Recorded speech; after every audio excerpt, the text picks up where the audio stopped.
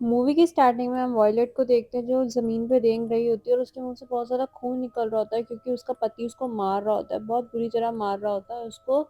और वो मतलब इस चीज़ों से तंग आकर वो अपने पति से बहुत इस चीज़ों में उसको जो रोज़ उसे मारता तंग आकर वो अपने पास से गन निकालती है और अपने पति पे रखती है। अब वो उसे मारती है नहीं मारती है हमें नहीं पता, कुछ टाइम बाद का हमें सीन दिखाता है तो वो बिल्कुल परफेक्ट एक स्ट्रॉन्ग लड़की हो चुकी होती है और वो ना लोगों की थेरेपी लेती है उन औरतों की जिनके पति उनको मारते थे। और उसके घर पे उसकी बहन और वॉयलेट का बेटा रहा करता था, वो उसके बेटे को सँभालती थी। एक बार क्या होता है कि उसकी जो बहन होती है वो उसको डेट पे जाने के लिए बोलती है जिस लड़के से वो आज तक कभी मिली तक नहीं थी।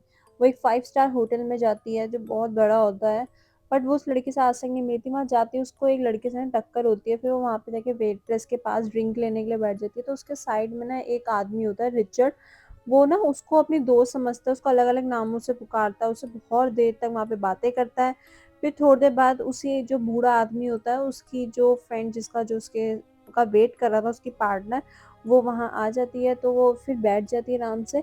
तो वो तभी देखते हैं कि ना उसके फ़ोन पे ना एक ड्रॉप आया है और ड्रॉप वो वही इंसान कर सकता है जो उसके आस-पास हो। तो वो अपने आस-पास जब अपना घुमा के देखती है अपनी आँखें, तो वहाँ लोग होते हैं, उनके पास भी वही फ़ोन होते हैं जो उसके पास होते हैं, मतलब सेम उसी ब्रांड के फ़ोन होते हैं। तो वो नहीं समझ पाती कि उसको वो ड्रॉप्स कौन भेज रहा है। उतनी देर में वहाँ पे हेनरी आ जाता है जिससे वो मिलने के लिए वहाँ पे आई होती है। वो फिर उसके साथ उसकी बातों में मगन हो जाती है, फिर वो एक टेबल पे बैठते हैं। तभी वो उसके बेटे के बारे में पूछता है तो उसको याद आता है मुझे फ़ोन चेक करना है कि उसकी बहन का कोई मैसेज तो नहीं आया। तो जब वो अपना फ़ोन चेक करती है तो उसपे और ड्रॉप्स भी आए होते हैं, जो किसी इंसान ने भेजे होते हैं। तो वो ये बात हेनरी को भी बताती है, तो हेनरी भी अपना सर घुमा के देखता है कि मतलब कौन आप मतलब मैसेज कर रहा है ये, कौन कर रहा है? तो फिर वो थोड़ी देर तक उस बातों को भूल जाते हैं।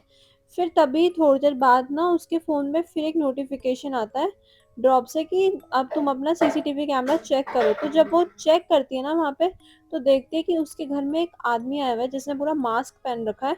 तो वहाँ पे ना ये चीज़ में डर जाती है कि यार ये मेरे घर में क्या हो गया एकदम, ये कौन मेरे घर में ऐसी चीज़ कर रहा है? बट ये वो बात ना हेनरी को नहीं बताती और वो वहाँ से ना भागते हुए बाहर की तरफ चली जाती है।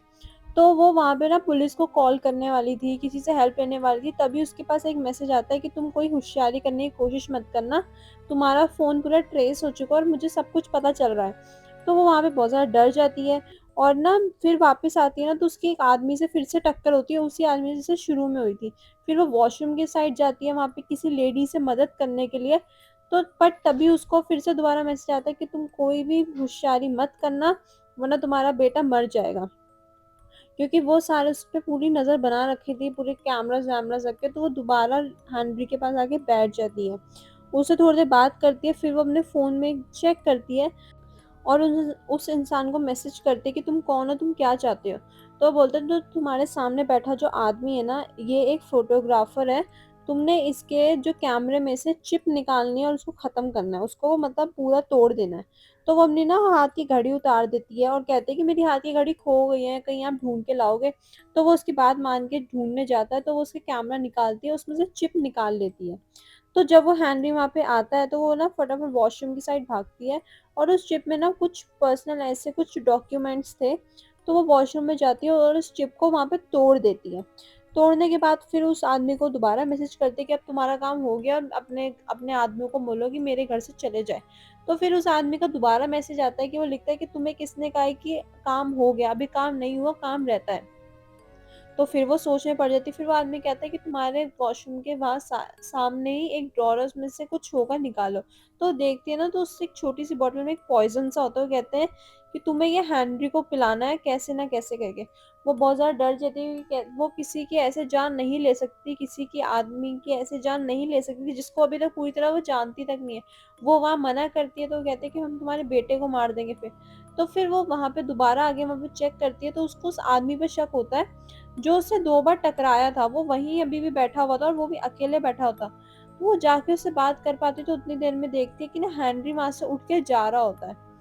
तो वो हेनरी के पास वहाँ पे जाती है उससे बात करने के लिए कि वो क्यों जा रहा है, तो वो कहता है कि तुम मुझसे बात तो कर नहीं रही हो, तुम बार-बार मुझसे जाई जा रही हो, तो मुझे लगा तुम्हें मेरे से अच्छा नहीं लग रहा। तो वो वहाँ पे हेनरी को किस कर लेती है और उसको ये बोलते हैं कि नहीं तुम हम बैठो, हम बात करते हैं। फिर तभी उसके पीछे से ना जो शुरू में उसको आदमी मिला था ना रिचर्ड, उसकी जो साथ उसके साथ जो बैठी हुई उसकी पार्टनर थी ना, वो वहाँ से उठ के जा रही होती है, जो उसको आदमी को अच्छा नहीं लगता। तो वो उस आदमी को ना आँखें बंद करके थोड़ा-सा हौसला देती है कि कोई बात नहीं, सब ठीक हो जाएगा।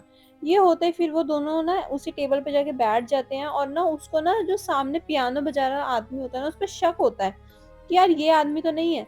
तो वो ना अपना एक पर्स से नोट निकालती है पैसों का, और उसपे अपनी लिपस्टिक से ना हेल्प मी लिखती है, और उसको उसके जो बॉक्स होता है ना, उस बॉक्स में पैसे लोग डाल रहे थे उसमें के लिए वो भेज देती है। तो वो जो वेट्रेस होता है उसके बॉक्स में पैसे डाल देता है।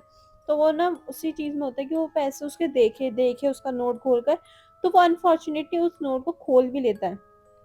उस खोलने के बाद उसको पता चलता है उस औरत को हेल्प चाहिए, पर उतनी देर में उन लोगों का खाना आ जाता है। खाने में उसको उसका नोट ही मिलता है जिसपे उसने हेल्प में लिखा था, और जो सामने खड़ा आदमी होता है उसके पास जब ड्रिंक आती है, वो ड्रिंक से पी के वो वहीं मर जाता है। वो आदमी जो पियानो बजा रहा होता है, वो उस ड्रिंक को लेके वो आदमी वहीं मर जाता है। उसके बाद फिर वो बहुत देर तक बात करते हैं दोनों। फिर वॉलेट के ना उसी फ़ोन पे दोबारा एक नोटिफ़िकेशन आती है, फिर वो चेक करती है ना, तो कैमरे चेक करती है, वहाँ पे कैमरे में उसके बेटे और उसकी बहन के साथ टॉर्चर होना स्टार्ट हो गया था।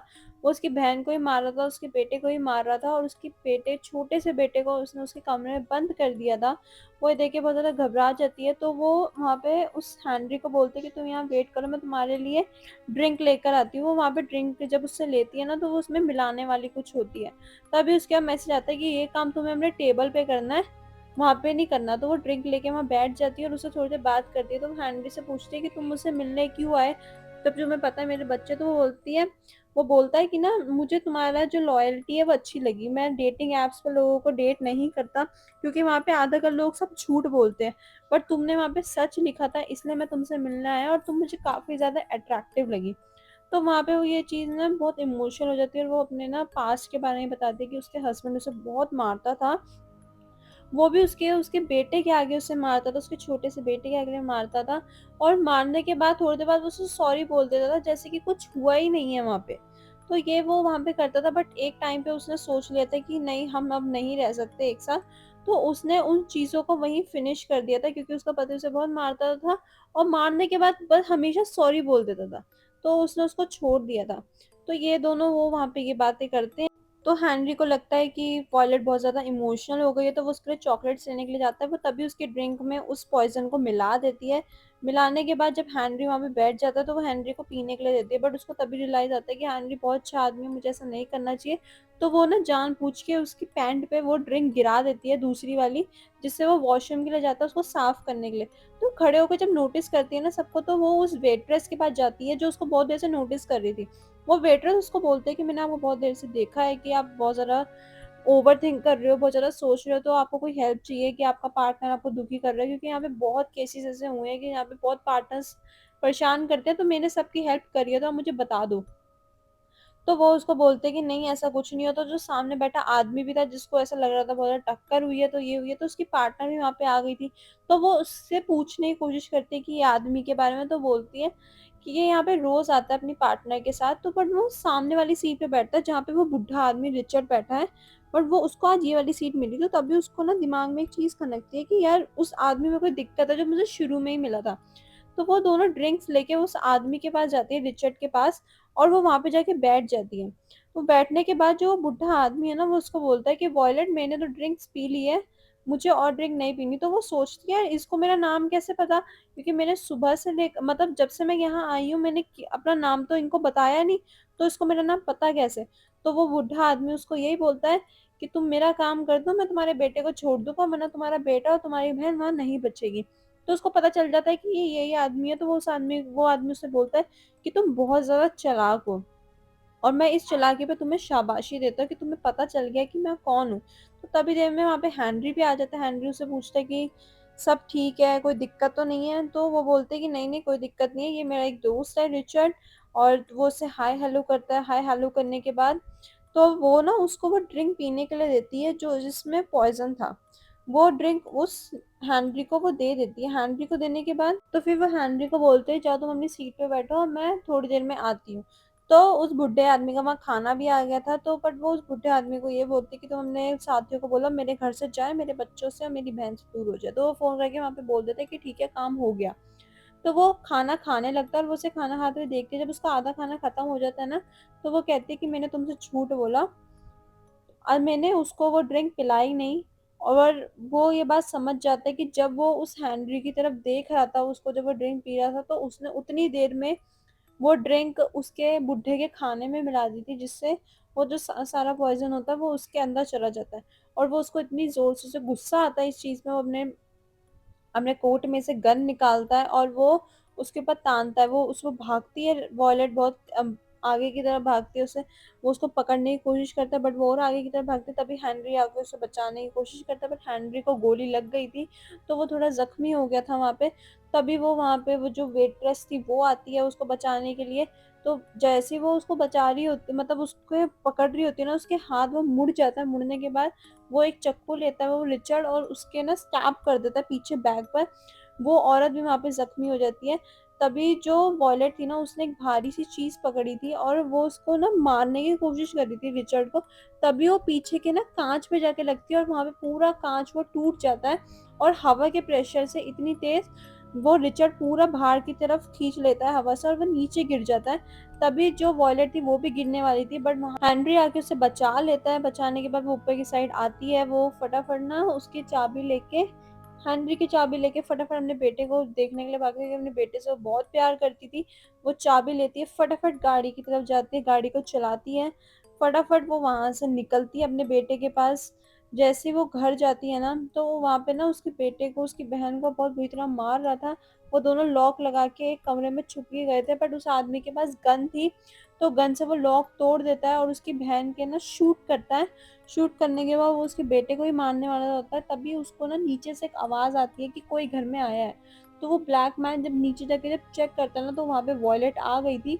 वॉयलेट उससे लड़ने लगती है, जो वॉयलेट जो अपने हाथ में एक चाकू ले लेती है और उस आदमी में मारती है, बट वो उसको ना उठा के बहुत तेजी से कहीं दूर की तरफ फेंकता है, जिससे वो ना थोड़ी सी उसके चोट लग गई थी, वो उठ भी नहीं पा रही थी। तभी वो एक जगह बैठ जाती है और वो उस पर बंदूक ना तान देता है वो ब्लैक मैन। तभी उसका बेटा ना एक रिमोट कंट्रोल गाड़ी में ना एक गन भेजता है उसकी माँ के पास। वो उस गन को उठाती है और वो उसको जो सामने खड़े हुए ब्लैक मैन होता है उस पर शूट कर देती है बहुत बार। वो ब्लैक मैन वहीं मर जाता है, अपने बेटे को गले लगाती है। तो हमें थोड़े दिन बाद का सीन दिखाया जाता है, जो वो हेनरी से हॉस्पिटल मिलने के लिए आई होती है, उसके लिए खाना लेकर आई होती है और वो उसके साथ जिंदगी बिताने का वादा करती है वहाँ पे। उसकी बहन थी वो भी ठीक थी, क्योंकि उसकी गोली उसके हाथ पे लगी थी, उसके नहीं और कहीं लगी थी। उसका बेटा भी ठीक होता है, वो उसके साथ जिंदगी बिताने का वादा करती है और वो दोनों एक साथ खुशी खुशी वहाँ पे रहते हैं। और यहाँ ये मूवी एंड होती है। अगर आपको मेरी एक्सप्लेनेशन पसंद है तो प्लीज़ मेरी वीडियो को लाइक कर देना, चैनल को सब्सक्राइब कर देना। अब मिलते हैं अगली वीडियो में।